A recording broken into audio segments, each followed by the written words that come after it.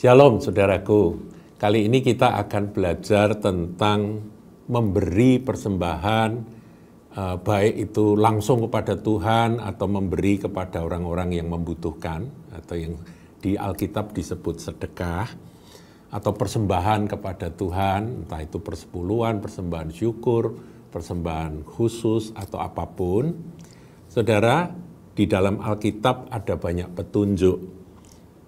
Dan menarik, saudara, kalau Anda teliti firman Tuhan, maka di dalam pengajaran Tuhan Yesus, Tuhan banyak sekali berbicara tentang uang atau harta. Jadi ini penting untuk kita ketahui akan prinsip-prinsip bagaimana kita ini punya sikap terhadap harta dan bagaimana dalam hubungannya dengan memberi persembahan atau sedekah itu tadi. Saya akan bagikan 5 prinsip. Nanti ada prinsip yang lain, tapi 5 ini dulu saudaraku ya. Dalam hal memberi persembahan, baik persembahan pada Tuhan maupun pada orang-orang miskin gitu ya. Yang pertama saudaraku, ini dalam konteks sedekah. Matius 6 ayat yang keempat terlebih dahulu. Saya bacakan. Hendaklah sedekahmu itu diberikan dengan tersembunyi. Artinya tidak diketahui oleh orang lain gitu ya. Maka Bapamu yang melihat yang tersembunyi, jadi Bapa itu melihat hal-hal yang dilakukan diam-diam, akan membalasnya kepadamu. Terjemahan versi King James ada kata openly, membalaskan kepadamu secara terbuka. Tersembunyi, Anda memberikan sedekah, diam-diam Anda memberi sedekah, maka Tuhan akan membalas secara terbuka. Nanti orang semua melihat, loh kok dia diberkati gitu ya. Dia kok orang lain pada susah cari rezeki, dia kok berlimpah-limpah. Nah, barangkali ada hal tersembunyi yang dia tidak cerita, saudaraku. Dia enggak ngomong-ngomong, tapi Tuhan melihat ya. Dan itu tentunya kalau kita lihat di ayat 3 ya. Jadi Matius 6 ayat 3 dikatakan, tetapi jika engkau memberi sedekah, janganlah diketahui tangan kirimu apa yang diperbuat tangan kananmu. Jadi kalau sudah memberi itu enggak usah kita tangan kiri kemudian melihat tangan kanan memberi, itu maksudnya ya sudah memberi ya memberi begitu aja dengan sukacita, dengan ikhlas. Itu Tuhan berkenan, saudara. Ini prinsip yang pertama ya. Prinsip yang pertama itu mengajar pada kita bahwa sesungguhnya hal memberi itu adalah hal rohani. Karena berurusan langsung dengan Tuhan yang tidak kelihatan. Ya, Bapa melihat yang tersembunyi. Nah, itu prinsip satu. Prinsip 2, saudaraku, yaitu memberi dengan sukacita. Ini harus belajar, saudara. Kalau belum bisa memberi dengan sukacita, ya kita belajar tertib ya. Sejak dahulu saya jadi Kristen, saya mencoba memberi karena ketaatan, tapi lama-lama jadi sukacita. Memberi itu ada sukacitanya. Bahkan terlebih berkat memberi daripada menerima, itu kata Rasul Paulus. Sampai Paulus itu ngerasakan berkat yang lebih dari memberi dibanding dari menerima. Nah, ini kita perlu ngalami, saudaraku. Caranya ya berdoa kalau belum bisa bersukacita dalam memberi. Kita lihat ayatnya, 2 Korintus 9 ayat yang ke-7. Ini pengumpulan uang untuk Yerusalem, judul perikopnya. Saya bacakan. Hendaklah masing-masing memberikan menurut kerelaan hatinya, jangan dengan sedih hati atau karena paksaan. Ada loh saudaraku ya, yang memberinya itu karena dipaksa gitu ya, ditakut-takuti, kalau enggak memberi kamu enggak diberkati. Jadi terpaksa gitu ya. Artinya sebenarnya dia belum rela, tapi karena dia takut, dia terpaksa, kemudian dengan sedih dia terpaksa memberi begitu ya. Jangan sampai itu ada di antara Anda, saudara. Ini firman ini disampaikan supaya kita jangan sampai kalau memberi persembahan itu nggak rela, kemudian sedih atau terpaksa. Sebab Allah mengasihi orang yang memberi dengan sukacita. Nah, ini yang Tuhan senang. Tuhan suka kalau ada anak-anaknya memberi dengan sukacita. Di situ dikatakan Allah mengasihi. Saudara ingin toh dikasihi oleh Allah? Kalau ingin dikasihi oleh Allah, minta hati ketika memberi persembahan itu ada sukacita. Ya, bukan terpaksa, bukan karena dimotivasi dan berharap untuk bisa dapat lebih banyak lagi, ya, supaya diberkati, meskipun itu ada nanti kebenarannya, saudaraku ya. Kalau kita memberi, kita akan diberi, itu ada kebenarannya. Tapi bukan itu. Kita harus sukacita karena kita ini dilayakkan untuk ikut ambil bagian dalam pekerjaan Tuhan. Dan kita bersukacita karena Allah kita adalah Allah yang memberi. Tuhan kita itu provider, dia yang menyediakan. Dia adalah Tuhan yang baik hati, yang memberi. Tuhan Yesus itu suka memberi, ya. Dalam pelayanan Tuhan Yesus membagi-bagi kepada orang miskin itu ditulis. Jadi hatinya Tuhan itu adalah suka memberi. Kalau Anda memberi dengan sukacita itu nanti Anda nempel dengan hatinya Tuhan, menjadi satu dengan hatinya Tuhan, memiliki hatinya Tuhan. Saudara, kata sukacita itu dalam bahasa aslinya hilaros. Hilaros itu waduh, seneng banget gitu ya. Gembira gitu, saudara. Jadi yang kedua, memberi dengan sukacita tentu saja sudah selesai dengan sikap hati yang salah, yaitu tidak rela, kemudian sedih, itu sudah terpaksa, itu sudah lewat masa-masa itu. Nah, yang ketiga, saudaraku, prinsip ketiga dalam memberi itu kita harus tahu bahwa hati itu mengikuti harta. Itu prinsip, saudara ya. Saya bacakan Matius 6 ayat yang ke-19 sampai 21. Janganlah kamu mengumpulkan harta di bumi ngengat dan karat merusakkannya, dan pencuri membongkar serta mencurinya. Tetapi kumpulkanlah bagimu harta di sorga ngengat dan karat tidak merusakkannya, dan pencuri tidak membongkar serta mencurinya. Ada harta di bumi yang sementara, yang bisa hilang sewaktu-waktu, bahkan nyawa kita pun bisa hilang sewaktu-waktu, saudaraku ya. Tetapi ada harta di sorga, yang mana tidak ada rayap, tidak ada ngengat, tidak ada karat yang merusakkannya, begitu ya. Tidak ada pencuri yang bisa membongkar. Di bumi ini bisa dicuri, saudara ya. Bisa kita kena tipu lah, kita investasi ternyata investasi bodong lah, kita masukkan uang di bank ternyata bank abal-abal gitu, banknya tutup, dan uang kita hilang. Bisa terjadi hal-hal semacam itu, saudaraku. Kita punya rumah bisa terbakar gitu ya, padahal belum diasuransi. Macam-macam, saudaraku ya. Ya pokoknya kita tahulah semua yang sementara ini bisa hilang sewaktu-waktu. Tetapi yang di sorga nggak bisa. Jadi kumpulkanlah harta di sorga, itu kata Tuhan Yesus. Ayat 21, karena di mana hartamu berada, di situ juga hatimu berada. Di mana hartamu berada, hatimu berada. Jadi hati itu mengikuti harta.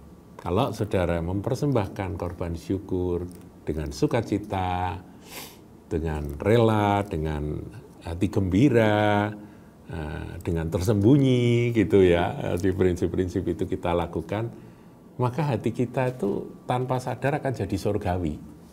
Nanti hati kita tuh akan terus rindu mencari yang di atas. Gitu, saudara. Caranya salah satu membuat hati kita menjadi hati yang terus merindukan perkara-perkara yang kekal, itu caranya begitu, salah satunya. Ada seorang pendeta, dia kedatangan tamunya ini orang Korea, pendeta juga, pendeta Korea. Wah, pendeta Korea ini sukacitanya luar biasa.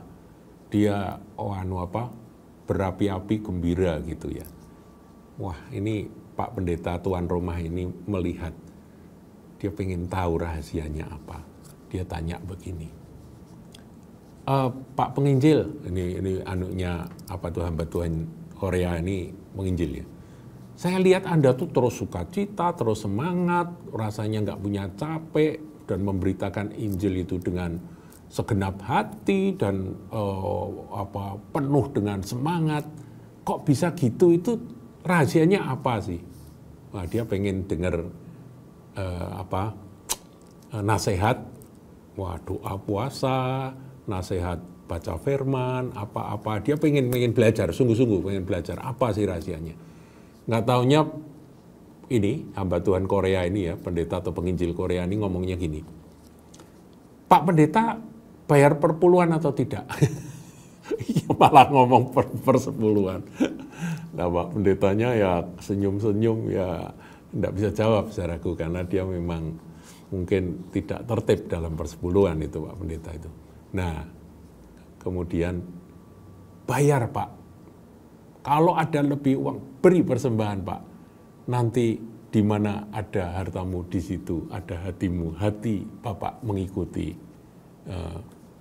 harta gitu ya. Jadi ini prinsip saudaraku ya, ini prinsip yang ketiga. Yang keempat saudaraku, prinsip keempat itu ada di dalam Lukas 21 ayat 1 sampai 4. Dulu pernah saya sampaikan, tapi ini saya ulangi. Ya, ini kisahnya adalah, coba kita lihat ayat 2 aja ya. Ia melihat juga seorang janda miskin memasukkan 2 peser ke dalam peti itu. Lalu ia berkata, aku berkata kepadamu, sesungguhnya janda miskin ini memberi lebih banyak daripada semua orang itu. Ya, orang-orang memasukkan uang dalam peti persembahan dalam jumlah besar. Ini janda 2 peser, ya saudaraku, janda miskin lagi ya. Ayat 4, sebab mereka semua memberi persembahan dari kelimpahannya, tetapi janda ini memberi dari kekurangannya. Bahkan ia memberi seluruh nafkahnya, seluruh hidupnya. Dia persembahkan. Saudaraku, bukan jumlah nominal, itu prinsip keempat. Jadi, ini teguran untuk pendeta-pendeta, untuk saya juga sebagai hamba Tuhan. Kadang-kadang kita kurang bisa menghargai nominal yang kecil. Tapi Tuhan Yesus beda. Tuhan Yesus melihat hati. Hati dari janda miskin ini, itu hati yang mengasihi, hati yang berkorban, hati yang rela. Dia memberikan seluruh nafkahnya. Mungkin hari itu dia puasa, karena seluruh nafkah hari itu dia persembahkan. Tuhan tahu, dan Tuhan berkata dia memberi lebih banyak dari mereka yang memberi dari kelimpahannya. Saudaraku, ini prinsip ya. Tuhan memperhatikan setiap persembahan, itu prinsip pertama. Kedua, saya catat di sini, persembahan kita dapat jadi teladan. Yesus mengajar murid-murid dengan contoh perbuatan. Jadi perbuatan janda miskin ini jadi teladan karena Tuhan pakai jadi contoh. Dan yang ketiga, persembahan dari kekurangan itu lebih bernilai di mata Tuhan karena ada faktor iman dan pengorbanan. Saudara, kalau hari ini Anda merasa bahwa Anda tidak dalam kelimpahan, saya bukan mendorong Anda untuk Anda memberi lebih banyak, tidak, tapi perhatikan ini. Kalau Roh Kudus mengajar Anda, ayo berikan. Itu adalah saat-saat indah. Saya dulu juga pernah, saudaraku ya, dalam keadaan keuangan yang mepet, Roh Kudus suruh kami memberi persembahan, dan kami ambil semua, dan kami persembahkan itu, seluruh apa yang ada itu, dan hati kami penuh dengan sukacita. Itu kesempatan. Karena ada kesempatan di mana saudara dalam keadaan pas-pasan, Anda memberi bantuan, Anda memberi persembahan. Nah, ini kadang-kadang kesempatan seperti itu tidak terulang. Ketika kita sudah diberkati berlimpah-limpah, kita masuk kelompok memberi dari kelimpahan. Tapi ketika kita berada dalam kelompok kekurangan, memberi dari kekurangan, itu ada nilainya di mata Tuhan. Jadi itu faktor iman dan korban itu ada di sana.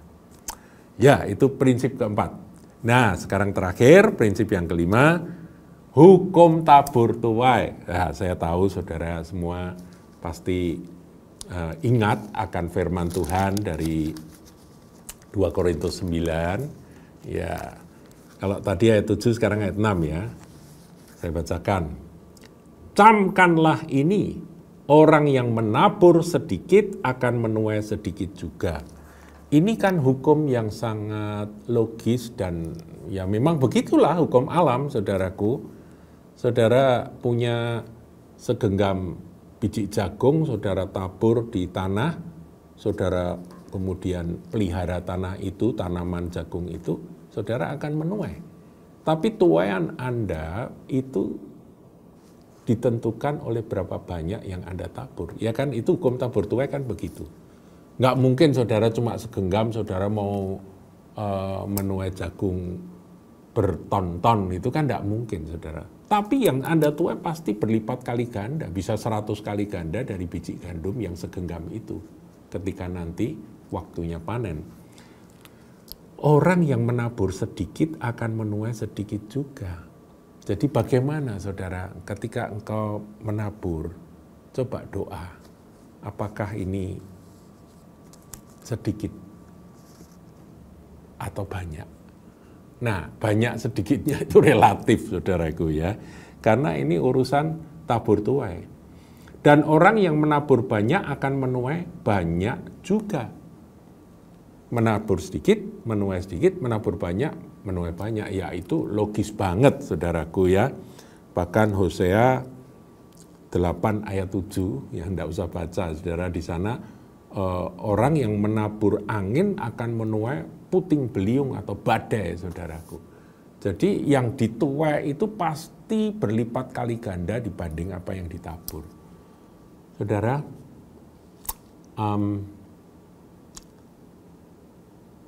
belajar, sekali lagi belajar dalam hal memberikan persembahan. Itu ada 5 poin. Kita coba renungkan. Dan karena persembahan itu nggak bisa lepas dari ibadah kita, coba saudara tes bagaimanakah sikapku di dalam persembahan. Apakah sudah 5 poin itu aku lakukan dan aku jalani menjadikan prinsip. Tuhan Yesus memberkati.